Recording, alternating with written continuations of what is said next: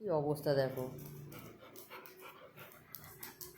রিমোর কি অবস্থা। কার্টুনের ওপর নাকি বসে আছে, কি আছে এর মধ্যে ওটা তো বুঝে উঠতে পারলো না এখনো পর্যন্ত।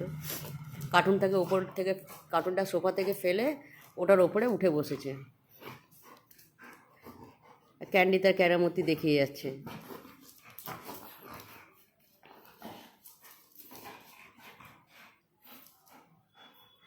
মানে এদের যে কে কী কাজ করে বুঝতে পারি না আমি।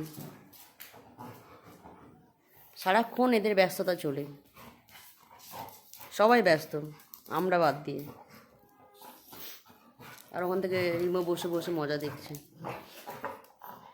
রিমো ওটার মধ্যে কি আছে? রিমো কি আছে ওটার মধ্যে? ও রিমো, রিমো কি আছে ওটার মধ্যে? ও ওখান থেকে ক্যান্ডির খেলা দেখছে, ক্যান্ডি খেলছে ও দেখছে।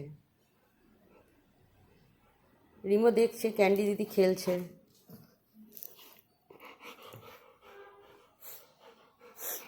কেমন আছো রিমো দাদা? ওটার মধ্যে কি আছে দেখুন।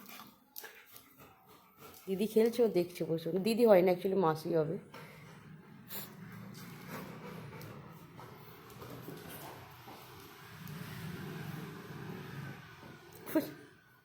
সব দিকে নোটিস করছে, লেজ নড়ছে, দেখছে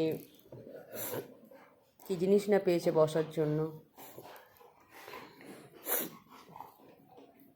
সারাদিন সারাদিন রিমোর বদমাইশি চলে, সারাদিন আমাদের দৌড় করিয়ে মারে,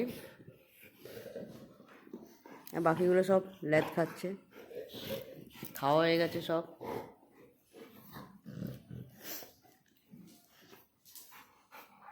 কি রিমো বাবু, নামবেন না?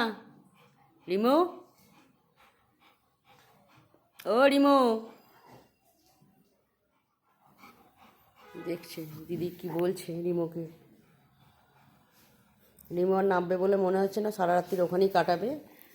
বুঝতে পেরেছি, মনে হচ্ছে আমি, ও নিজেকে রাজা রাজা ফিল করছে কার্টুনের ওপর বসে। রিমো নিজেকে কি রাজা রাজা ফিল হচ্ছে নাকি? হ্যাঁ কিরে? যাক, ভেরি গুড, নিজের জায়গায় চলে এসছো। চলো গুড নাইট বলে দাও, বলে দাও good night, I love you. সেটা আর বলবি কেন?